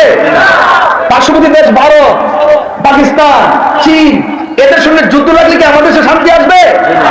একটা উস্কানি মারছে, আবার বলতেছে কয় কই আগরতলার সাইজ করার জন্য ব্রাহ্মণবাড়ি যথেষ্ট। এটা পাতলা কথা, এটা কি কথা? পাতলা কথা বলা যাবে না। রাষ্ট্রের অস্থিতিশীল, রাষ্ট্রকে অস্থির করতে গিয়ে পাতলা কথার দ্বারা যদি রাষ্ট্র অস্থিতিশীল হয়ে যায়, এই সমস্ত কথা বলা যাবে না। আমরা যুদ্ধ চাই না। আমার প্রশ্ন হলো, যদি কেউ শহীদ চায়, এই বাংলাদেশের 1 ইঞ্চি মাটি নেওয়ার ষড়যন্ত্র করে, শুধু আপনি একা কেন, সবাই মিলে তার বিরুদ্ধে দাঁড়িয়ে যাবে। আর হুদহুদে আপনি গায়ে পয়সা দিয়ে যুদ্ধ করবেন, এত কামড়া কি লেগে? এই কামড়া কামড়ি বন্ধ করে, দেখছেন না 2 দিন নাচছে, এরপর বড় হয়ে গেছে। এগুলো হলো বাংলাদেশের মানুষকে বেকুব পাইছে, হুদহুদে বাঙালি হয়ে গেছে সব। এগুলো বলা যাবে না। আমরা আমাদের দেশকে আমাদের মতো করে সাজাবো, কথা বলেন ঠিক কিনা? সকল দেশের সাথে আমরা বন্ধু সুলভ আচরণ করব, কিন্তু কোন দেশ যদি আমাদেরকে, আমাদের উপরে যদি মাথায় চড়ে বসে দাদাগিরি কিংবা বাবুগিরি করতে চায়, সেখানে আমরা তাকে প্রশ্রয় দিব না। কথা বলেন ঠিক কিনা? এইগুলো হলো রাজনীতির সিস্টেম। রাজনীতি আমরা পছন্দ করি না, এগুলো সিস্টেম। গায়ে করে ঝগড়া বাঁধাবেন না, যুদ্ধ কোনো শান্তি আসে না, আনে না। আল্লাহ বলছেন বন্ধু আপনি চলে যান, ওরা ষড়যন্ত্র করতেছে আপনাকে মেরে ফেলার জন্য। তো হুকুম করছে কে? আল্লাহ। ঠাস করে আমার নবী মৌলা আলী রাদিয়াল্লাহু তাআলা ডাক দে, আলী গো, আমি তো রাত্রে একদিন জামুগা, আমি যখন চলে যাব আমার বিছানার মধ্যে আপনি শুয়ে থাকবেন, সুবহানাল্লাহ বলবেন না? সুবহানাল্লাহ। আর ওই দিক দিয়ে সিদ্দিক আকবর বলছে, আবু বকর আমাকে তো আল্লাহ অর্ডার করেছেন চলে যাওয়ার জন্য, আমি তো চলে যেতে হবে। সিদ্দিক আকবর বলতেছেন, ইয়া রাসূলুল্লাহ আপনি কি আপনার ইচ্ছে যাচ্ছেন নাকি আল্লাহর ইচ্ছায়? আল্লাহর ইচ্ছায়। আল্লাহর ইচ্ছা যদি দাঁড়িয়ে থাকেন আমি বাধা দিব না, তবে আপনি রসুলকে দেখলে আমার 7 দিনের ক্ষুধা দূর হয়ে যেত। ইয়া রাসূলুল্লাহ, ইয়া হাবিবাল্লাহ, নবী গো, ও মায়ার নবীজি, আপনাকে একদিন দেখলে ক্ষুধা লেগে যেত, আপনাকে দেখলে আমার 7 দিনের ক্ষুধা দূর হয়ে যেতে গো নবী। ইয়া রাসূলুল্লাহ, ইয়া হাবিবাল্লাহ, আমি কেমনে থাকবো? আবু বকর সিদ্দিক রাদিয়াল্লাহু তাআলা চোখের পানি দেখে আমার নবী ডাক দিয়া বলে, আবু বকর, ও আবু বকর চিন্তা করো না, আমি নবী যেই দিন যাব তুমি আবু বকরকে সাথে করে, কাফেররা যে নবী মনে করে সিদ্দিক আকবরকে মেরে ফেলতে পারে এটাও জানে। হযরত মাওলানা আলী রাদিয়াল্লাহু তাআলা হুকে জিজ্ঞাসা করা হয়, আলী গো আপনি যে নবীর বিছানায় শুয়ে রইলেন, আপনি মুখের মধ্যে অনেকগুলো কাপড় দিয়ে শুয়ে রইলেন, কাফেররা যদি আপনি আলীকে নবী মনে করে মেরে ফেলতো তাইলে আপনি কি করতেন? হযরত মাওলানা আলী রাদিয়াল্লাহু তাআলা ডাক দিয়ে বলেন, নবীর প্রেমিকের দল, তোমরা আমাকে বলতেছো আমাকে নবী মনে করে ওরা যদি মেরে ফেলতো আমি কি করতাম? কিন্তু না না, আমি তো এই কথা একটা বারের জন্য চিন্তা করি নাই। আমার নবী যখন হিজরতের জন্য রওনা দিয়েছে, আমার নবী আমাকে বলেছেন, হে আলী রে, তুমি আমার বিছানায় শুয়ে থাকো, অতি শীঘ্রই তোমার সঙ্গে আমার দেখা হবে সোনার মদিনা। আর জোরে জোরে বলনা আল্লাহু আকবার। আমার নবী যখন বলছে আমার সঙ্গে নবীর দেখা হবে মদিনায়, আমি আলীর বিশ্বাস করো নবীর সঙ্গে মদিনায় দেখা হওয়ার আগে পৃথিবীর কোন মানুষ আমাকে মারতে পারবে না। এটা হলো সাহাবায়ে কেরামদের বিশ্বাস, কথা বলেন ঠিক কিনা?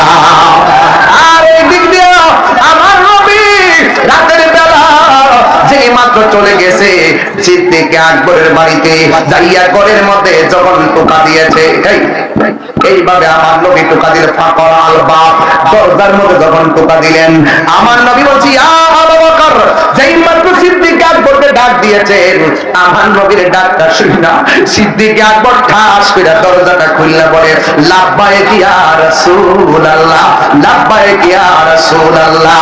আমি বুঝাইতে চাইতেছি নবীর কেমনে ভালোবাসা লাগে রে বাবা।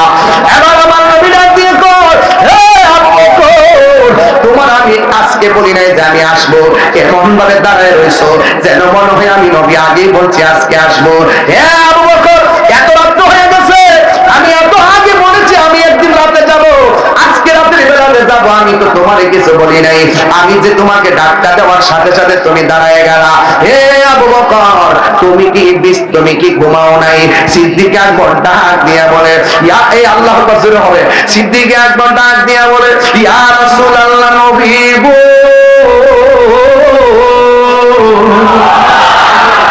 মায়ার নবীজি, যেই দিন আপনি আমারে বলছেন মদিনায় আমার সঙ্গে বানায় নিয়ে যাবেন, সেই দিন থেকে আমি দিনেও ঘুমাই নাই, রাতেও ঘুমাই নাই।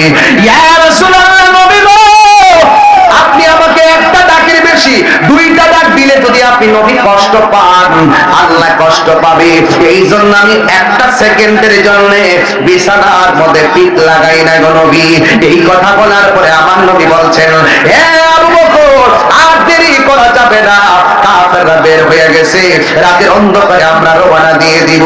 সিদ্দিক আকবর নবীর পেছনে পেছনে যায়, আমার নবী সামনে সামনে যায়। আমার নবী যখন সামনে যায়, ওই মুহূর্তে আমার নবীকে সিদ্দিক আকবর ডাক দিয়ে বলে, ইয়া রাসূলুল্লাহ, এতক্ষণ আমি আপনার পেছনে গিয়েছি, এখন একটু আপনার সামনে আমি যাব। আমার নবী বলে, আবু বকর, তুমি কি জানো না নবী রাসূলদের অগ্রগামী হওয়া যায় না, নবী রাসূলদের সামনে জোরে কথা বলা যায় না, তুমি কেন আমার সামনে যাইবা? ইয়া রাসূলুল্লাহ, নবী সামনের বাড়িটা একটা কাফেরের বাড়ি, ওই কাফেররা তো আপনাকে তালাশ করতেছে, যদি আপনার রাস্তার মধ্যে দেখতে বলায় কাফের বাড়ি থেকে আপনার সিনা মুবারকের বরাবর ওরা তীর মেরে আপনাকে আঘাত করতে পারে। ইয়া রাসূলুল্লাহ, নবী আপনার সামনে আমি থাকতে চাই, একটা বুঝি না, 2টা বুঝি না, যত তীর আসে আমি আবু বকর সিনার মধ্যে নিয়ে নিব, কিন্তু আপনার বদন মোবারকে একটা তীরের আঘাতও আমি লাগতে দিব না। এইভাবে যাইতে যাইতে অনেক দূর পর্যন্ত গিয়েছে। হঠাৎ করে আমার নবী, আপনার নবী একটা গুহার ভিতরে আমার নবী গিয়ে ঢুকলেন। গুহার মধ্যে ঢোকার পরে সিদ্দিক আকবর বলেন, আমি দেখলাম গুহার ভিতরে অনেকগুলা গর্ত দেখা যায়, প্রত্যেকটা গর্তের মুখের মধ্যে একটা করে সাপ দেখা যায়। আমি দেখলাম শুধু গুহার মুখ আছে, পিছন দিক দিয়ে গুহার কোনো রাস্তা নাই, ডানে রাস্তা নাই, বামে রাস্তা নাই, এমন একটা গুহা আল্লাহ আমার সুযোগ দিয়েছে। ওই গুহাটা দেখার জন্য আমি গিয়েছিলাম রে বাবা। ও বন্ধু রে, ও জনমের বাবা, এই ওয়াজটা কেন করতেছি জানেননি? এই কিশোর বয়সের পোলাপান গুলা ইতিহাস সম্পর্কে জানে না, এদেরকে ইতিহাস জানাইতে হবে, এদেরকে ঘটনা জানাইতে হবে। মুরব্বীরা জানলেও ছোট্ট পোলাপানদেরকে জানাইতে হবে, কারণ এরাই তো আগামী দিনের ভবিষ্যৎ। কথা বলেন ঠিক কিনা? ওই সিদ্দিক আকবর গুহার ভিতরে যখন ঢুকছে, আমার নবী, আপনার নবী রাহমাতুল লিল আলামিন ডাক দিয়ে বলে, আবু বকর, আমার একটু ক্লান্তি লেগেছে, আমি একটু আরাম করব। সিদ্দিক আকবর নবী পাককে এই হাঁটুর মধ্যে, এই উরু মুবারকের ভিতরে আমার নবীর বালিশ বানায়া দিয়েছে। জোরে জোরে কি আল্লাহু আকবার বলা যাবে না? হায় রে, কেমনে ওয়াজটা বোঝাইতাম, ভালোবাসা কারে কয়। সিদ্দিক আকবর দেখতেছেন প্রত্যেকটা মুখের মধ্যে সাপ, এই সাপগুলা যেন নবীর সুগন্ধ দিতে না পারে, নিজের কাপড়গুলা দাঁত দিয়ে কামড়ায় কামড়াইয়া, সিরা সিরা গেঞ্জি পাঞ্জাবি সিরা সিরা প্রত্যেকটা মুখের মধ্যে কাপড় লাগাইয়া দিছে, আমার নবীকে যেন কামড় দিতে না পারে। বন্ধু রে, যেন কোনো অনিষ্ট করতে না পারে। ওই মুহূর্তে আমার নবী, আপনার নবী রাহমাতুল লিল আলামিন ঘুমাইতেছে, আর গায়ের কাপড়গুলো সিরা সিরা একেবারে মুখের মধ্যে বন্ধ করে দিল, সব ছিদ্র বন্ধ করতে, সাপ যেন সুবল দিতে না পারে, দংশন করতে না পারে। আমার নবী তো আরাম করতেছে। ওই মুহূর্তে একটা ছিদ্র বাকি রয়ে গেছে, এই ছিদ্রটা সিদ্দিক আকবরের একটা পা দিয়া ওই ছিদ্রটা বন্ধ করলো। যেই মাত্র পা দিয়া ছিদ্রটা বন্ধ করলো, আমার নবী ঘুমাইতেছেন। আপনারা জবান খুলে বলেন, নবীর চক্ষু যদিও ঘুমায়, অন্তর চক্ষু খোলা আছে না নাই? আমার নবী তো সব জানে। আমার নবী, আপনার নবী, হাইরে তুমি আমি ঘুমাইলে ওযু ভাঙ্গা যায়, নবী ঘুমাইলে ওযু ভাঙ্গে না, কারণ আমার নবী কারো মতো না। ও বন্ধু বন্ধু বন্ধু রে, আমার নবী, আপনার নবী যখন ঘুমাইতেছেন, হঠাৎ করে নবীর গাল মোবারকের ভিতরে, গাল মোবারকের ভিতরে, গাল মোবারকের ভিতরে আবু বকর সিদ্দিক রাদিয়াল্লাহু তাআলা আনহু চক্ষু মোবারকের একটা ফোঁটা পড়ছে। আমার নবী, আপনার নবী যখন ঘুমটা ভেঙে গিয়ে ডাক দিয়ে দিয়া, আবু বকর, তোমার চেহারাটা কালো কেন দেখা যায়? তোমার চেহারাটা মলিন মলিন কেন দেখা যায়? সিদ্দিক আকবর বলে, নবী গো, মায়ার নবীজি, আপনি ঘুমিয়েছিলেন, এই দিক দিয়া একটা ছিদ্র ছিল, এই ছিদ্রটা আমি পা দিয়া বন্ধ করলাম। ওই জায়গার মধ্যে একটা সাপ ছিল, এই সাপটা আমার পায়ের মধ্যে চুমল দিছে। এই বেটাটা পা থেকে হাঁটু, হাঁটু থেকে কমর, কমর থেকে অল বডি পর্যন্ত সাপের ব্যথা ছায়া গেছে। এই ব্যথা তীব্র হয়ে যাওয়ার পর আমার চেহারাটা কালো হয়ে গেছে। ইয়া রাসূলুল্লাহ, অন্য কিছু না। আমার নবী ডাক দিয়ে কি, এত ব্যথা তুমি সহ্য করলা, আমার কেন ডাক দিলে না গো?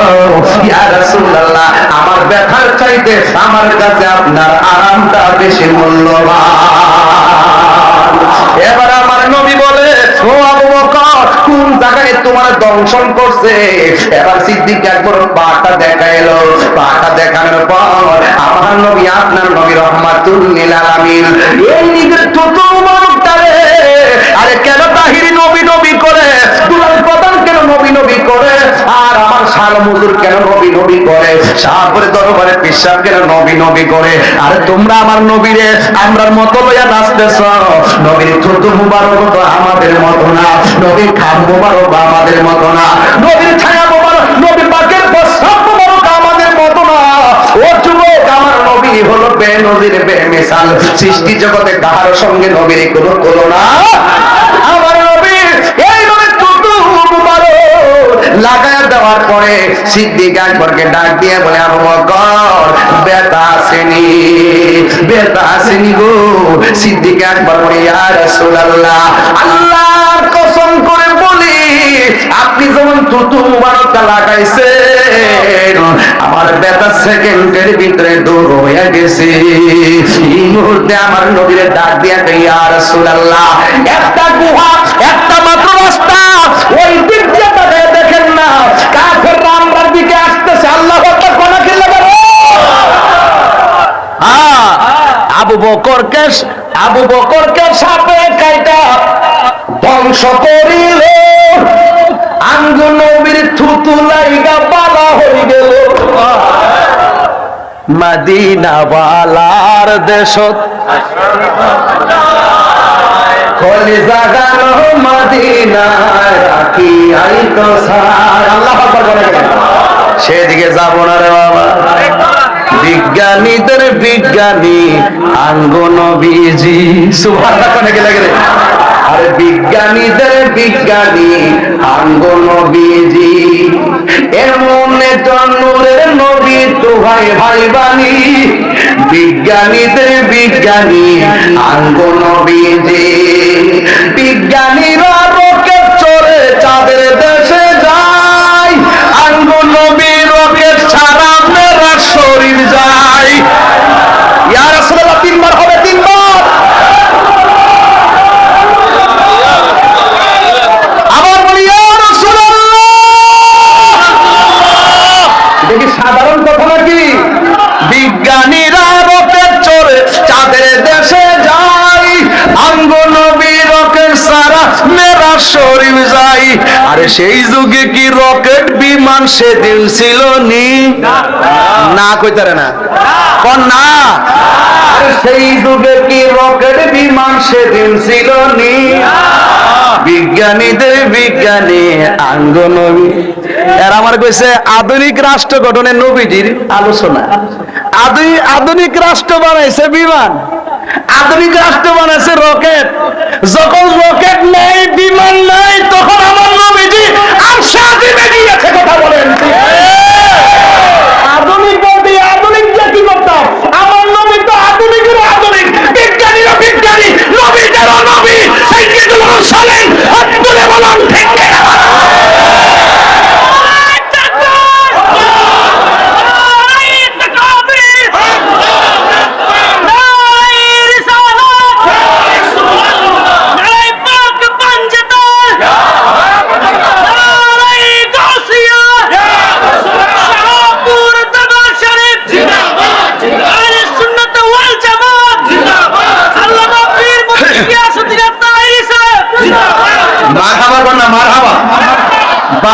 আমি কিন্তু বেশি চিল্লাই দিকে আমার কষ্ট নেন না আপনারা। আমার যখন 76টা জায়গা, এরা আমার নবীর শান আজমত কি বুঝে? এরা বুঝায় যে নবী বিয়ে করছে, আমরাও করছি। নবী ঘাটে ঘাটে যা, বাজারে যা, আমরাও যাই। আর এবারে নবীর আম ওখানে গেছে, আর সাথে গেছে, তুই যা। হিজাতে হস না, এটার নাম হইল ডাব্লিউ। এটির নাম কি? ডাব্লিউ। এদেরকে বুঝাইবার জন্য আমরা XYZ। কথা কোন ঠিক না বেঠি? আবু বকরকে সাথে কাইদা কষ্ট দিতেছে, ধ্বংস করিল, আঙ্গু নবীর থুতু লাইগা বালা হয়ে গেল। সেই যুগে কি উজা পাইদা সেদিন ছিল নি? আধুনিক রাষ্ট্র বানাইবা, উজা পাইদা ডাইকা না সাফ তুলবার লাগিয়া। আর আমার নবীর থুতু মুবারক লাগিয়ে ভালো যা, যত আমরা সাজাই না কেন, সবচেয়ে বড় মডেল হলো রাহমাতুল লিল আলামিন। তার আদর্শের সাগরে ডুব দিলে এই দেশ শান্তির দেশ হয়ে যাবে। তার আদর্শে ডুব দিলে এই বাড়ি আদর্শের বাড়ি হয়ে যাবে। তার আদর্শে ডুব দিলে আমার জীবন সোনার জীবন হয়ে যাবে। কথা বলেন কি? এছাড়া কোনো বিকল্প?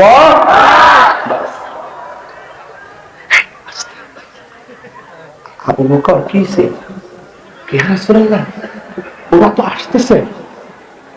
ওরা রাস্তা কটা? কথা বলো। পিছনে রাস্তা, ডানে বামে নিচে উপরে সামনে কয়টা? রাসূল বলছেন ইয়া আবু বকর লা তাহজান ইন্নাল্লাহা মা'ানা। সুবহানাল্লাহ। সুবহানাল্লাহ। আবু বকরের খুশি কি এমন খুশি, যাক ইয়া রাসূলুল্লাহ আলহামদুলিল্লাহ। কেন খুশি? রাসূল বলে নাই যে ইন্নাল্লাহা মাই, আমার সাথে আল্লাহ আছে তোমার মরণ হইব। যখন বলছে ইন্নাল্লাহা মা'ানা, আমাদের সাথে আল্লাহ আছে, তো সিদ্দিক আকবর বুঝা বলেছে আমি আবু বকর নবীর সঙ্গে নিরাপদ। আর বড় করে বলেন না সুবহানাল্লাহ। তাফসীর তো ভালো করে গাঁটলে বোঝা যায় আর কি। আবু বকর চিন্তা করো না, ঠিকই কাফেররা আসছে নবীরে। ওই আসলে এখানে আসলো নইলে, এখানে আসার একটা কারণ আছে। নবী যে রাস্তা দিয়ে হাঁটতেছে, ওই পাথর মুবারক, পাথরে যে কদম মুবারক গুলো দিছে না, এই পাথর গুলো তোলার মতো নরম হয়ে স্যান্ডেলের মতো দাগ পড়ে গেছে। যেই মাত্র গুহার কাছে আসছে, একটা করে এটার ভিতরে নিশ্চিত নবী আছে। আর একটা তুই কি পাগল হইছ? এটার ভিতরে নবী থাকলে সামনে দিয়ে মাকড়সা ফিরে এসে দেয় না, মনে অনেক দিন ধরে এটার ভিতরে মানুষ ঢুকে না। সুবহানাল্লাহ কইছেন না? সুবহানাল্লাহ। আর বড় বড় না সুবহানাল্লাহ কোন কেন? রক্ষা করার মালিক কে? আল্লাহ। আর বড় করে কে? সিদ্দিক আকবর বলেন দেখলাম গুহায় ঢোকার পরে পিছন দিক দিয়ে রাস্তা নাই, একটু পরে তাকায় দেখি আমার আল্লাহ বিশাল বড় রাস্তা কইরা দিছে। দয়ার মালিক কে? আল্লাহ। আর দয়ার মালিক কে? আল্লাহর হাবিব চলে যাবে মদিনায়। এই দিক দিয়ে রে বাবা এত সুন্দর আয়োজন, রাসূল রে মদিনাবাসীরা দেখার জন্য পাগল হয়ে গেছে। আজকে দেখেন না বহুত লোক পিছে দাঁড়ায় রইছে। যদি আপনি যদি কোন যে আমার এক প্যাকেট বিস্কিট দিন হতো, এই 2 ঘন্টা দাঁড়াইতে আসতো, এই মাঠের মধ্যে রাত্রেবেলা কেউ দাঁড়াইবনি? তবে পাগল হয়েছে আমি হাবি তুমি মোবাইল টোবাইল ছাড়া এটাই শিখছো। তো এটা কি প্রেমের কারণে না? রাসূল পাক মদিনায় যাচ্ছে, সব নারী পুরুষ বাচ্চা কাচ্চা সব পাগল। মক্কার মানুষ কয় যান যায়, মদিনার মানুষ কয় আসেন। সুবহানাল্লাহ বলবেন না? সুবহানাল্লাহ। যে যারে চিনে সে তারে কিনে। তো যাওয়ার পরে ছোট ছোট বাচ্চারা মুরব্বীরা সামনে গেছে, যাওয়ার পরে পিছনে যাও, মুরব্বীরা সামনে যায়। আবার পোলাপানে উঠছে পাহাড়ের উপরে, কিছু কিছু গাছের উপরে উঠছে, খেজুর গাছে। তোমরা কি পাইছো? হ্যাঁ, মুরব্বীদের মাথার উপরে ওঠো। পরে নবীরে দেখতাম উঠছে। আর দলিল চলবো? চলে তুমি কি আশ্চর্য, দেখেন ছোট্ট মানুষ, ওই যে মুরব্বী পিছনে বসেছে, ও সামনে এসে বসে। ওই যে দেখেন, ওই যে মুরব্বী, উনি নিচে পড়েছে, আমি সেটা পড়েছি। বিয়ার দুবই না, এটা মুরব্বী নিচে বইতে, আমি সেটা বইতে না। প্রেমের বাজারে সিনিয়র আর জুনিয়র নাই। যদি সিনিয়র জুনিয়র থাকতে আমার কান্না করে দিয়ে হুকার বয়ে নিলে কোনদিন আমার আওয়াজ করো, মারো ভাই আওয়াজ করো, এই মুরব্বীরা সামনে এনে পদে না। এই জন্য নবীরে দেখার সামনে, নবীর আদর্শের বয়ানের সামনে সিনিয়র জুনিয়র নাই, সব হলো প্রেমের হিসাব। হুজুর জান্নাতের মধ্যে কি 90 বছর পরে বেড়া যাইব? হুজুর সত্যি করে জান্নাতে হুজুর যাইব? দেখ হুজুর কি করে কোন আপনি চেক করেন না, আমার বুড়া বেড়া বেশ যাইতো। হাদিস শরীফের মধ্যে পড়ছি 33 বছরের জোয়ান বানায়া ক্লিন শেভ করে হাতের মধ্যে 70 দম দেওয়া দিব। দেখেন ওহন কি মুস্কি হাসিটা দিয়েছে, পুঞ্জা বানাইছে। খেলাই বোঝার নাদের ভিতরে কথা কোন ঠিক কিনা? আরে হাত তুলে বলেন ঠিক কিনা বলো। কোন প্রেমিকের মতো প্রেমিক হতে হবে, ওই বাচ্চাদের মতো। দমনদের কি লাগে? হ্যাঁ, আপনারা আগে নবীরে দিব আমরা বাস। পুরা ভালো বলে নিচে নবীরে দেখার জন্য পুরা বেকার। একটা গরিব সাহাবী কয়, আহারে এত লোক ধনাঢ্য ব্যক্তি, আউস খাজরাজের প্রতিযোগিতা চলতেছে, নবীরে কার বাড়িতে নিব, কার বাড়িতে রাখবো? একটা লোকের ঘরে খাওয়ান দাওয়ান নাই, উনি চুপচাপ বসে রয়েছে, কিছু কয় তো না। এবার রসুলকে ধরছে, নবী আপনি আমাদের বাড়িতে থাকবেন, আরেকজনকে আমার বাড়িতে আসবেন। রসুল বলতেছেন, রসুল তো গায়েবের খবর দেনেওয়ালা, কথা কর। রসুল ডাক দেখে, আমি প্রেমিক হলে সবাই জামু কার ঘরে, তবে একটা কথা শোনো, আমার উটটা যার ঘরে যায় আমি তার ঘরে যাবো। ওই গেছে কার ঘর? ওই আবু আইয়ুব আনসারী। ওই কার ঘর? যে যিনি আবেদন করে নাই, যার ঘরের মধ্যে কিছু নাই। প্রেমিকের খবর নবীর কাছে আসে না নাই? ওরা গান বানাইছে তলা আল বদরু আলাইনা, আমাদের মানে যিনি এসেছেন এমন একটা চাঁদ উদয় হয়েছেন যিনি পূর্ণিমার চাঁদ। চাঁদের তো তিনটা আরবি, একটা হলো কমারুন, আর একটা বাদরুন, আর একটা হেলালুন। হেলাল হইলো যেটা নতুন উড়ে, আর বাদরুন মানে যেটা গুলগাল হয়ে জায়গা, আর কামারুন হইলো ওই যেটা ওই গুল হওয়ার পর আবার যেটা শুরু হয় এইটার বলে কামারুন। ঠিক আছে নি? হ্যাঁ, তো এইভাবে তারা গান গেয়েছে আমাদের মাঝে এমন একজন নবী এসেছে যিনি পূর্ণিমার চাঁদ। আর বড় করে কোন সুবহানাল্লাহ গান। সেই নবীকে ভালোবাসলে নবীকে পাওয়া যায় কি যায় না? আচ্ছা, এখান থেকে চলে গেছে কাফেররা, কত বড় মানে ষড়যন্ত্র, সবকিছু মিলায় চলে গেছে। এবার আমার নবী যখন আবার মক্কাতে আসছে, বিশাল বড় হস্তি বাহিনী লইছে, বিশাল বড় অস্ত্র লইছে। আমার নবী বিনা রক্তপাতে, বিনা সংঘর্ষে, বিনা যুদ্ধে যেই কাফেররা নবীর বিরুদ্ধে ছিল সেই বিরুদ্ধবাদী দেশটাকে আমার নবী জয় করে নিয়েছেন বিনা রক্তে, একমাত্র ভালোবাসার দ্বারা। আর বড় করে কোন সুবহানাল্লাহ। এই দেশকে যদি আমরা সাজাইতে চাই, ভালোবাসার কোনো বিকল্প নাই। মারামারি করে দেশে শান্তি আসবে? কাটাকাটি করে শান্তি আসবে? রাসূলুল্লাহর আদর্শ। ওই যে আমি প্রায় মাহফিলে একটা গজল গাইতাম, এটা চট্টগ্রাম গেলে কিছু গজল গাই, এগুলো আবার বড়তে গায় না, কারণ এই এলাকাতে এগুলো আবার চলে না।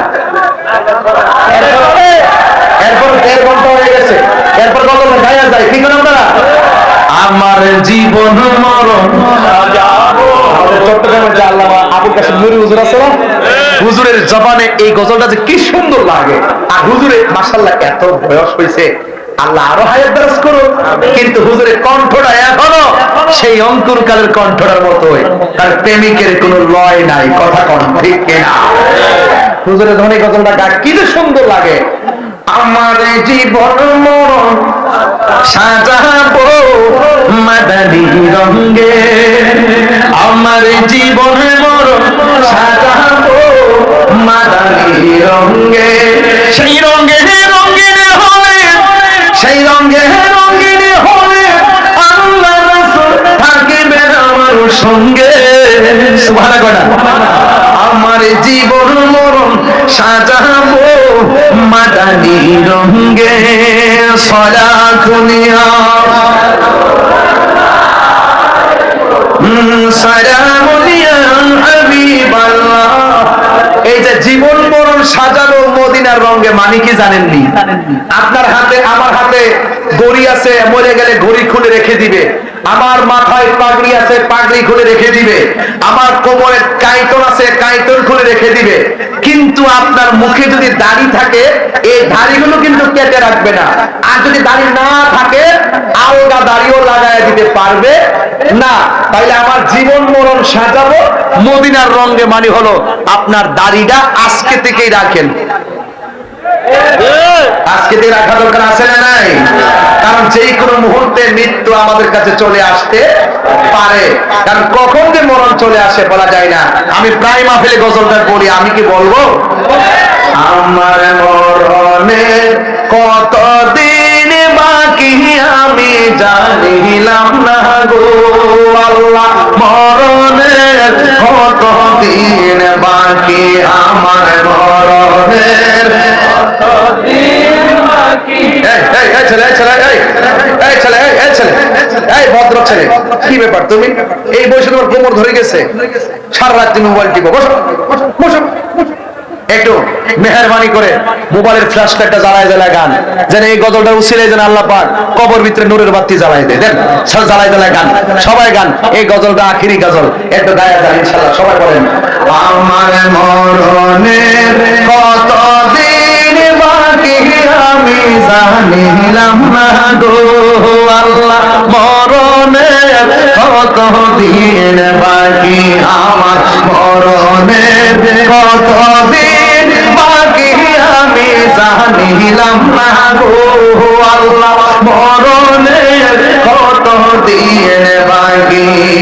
আর আজরাইল শিয়া যখন হস্তে দিবা দড়ি আজরাইলা শিয়া যখন হস্তে দিবা দড়ি তখন আমার মনাবাই করবালো কালু কি আমি জানিলাম না গো আল্লাহ মরণের কত দিন বাকি আমার মরণের কত দিন বাকি আমি জানিলাম না ও আল্লাহ মরণের কত দিন বাকি 40 দিনের আগে বাইরে মৌতের নিশানি 40 দিনের আগে বাইরে মৌতের নিশানি দ্বন্দ্বতে বা ইন্দানি চোখে দিয়া আমি